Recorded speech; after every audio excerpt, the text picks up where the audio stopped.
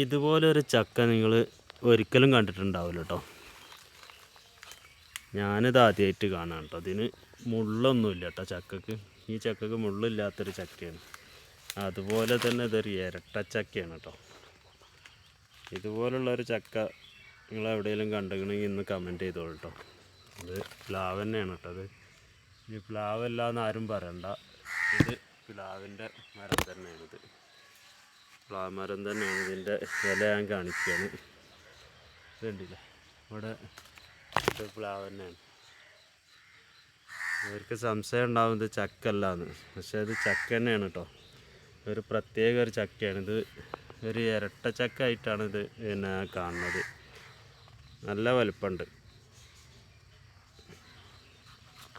വലിയ ചക്കയാണ്.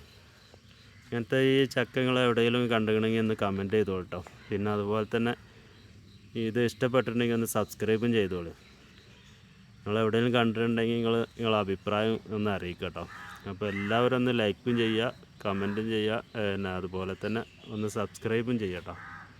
അപ്പോൾ ഓക്കെ, പുതിയൊരു വീഡിയോ ആയിട്ട് പിന്നെ കാണാം.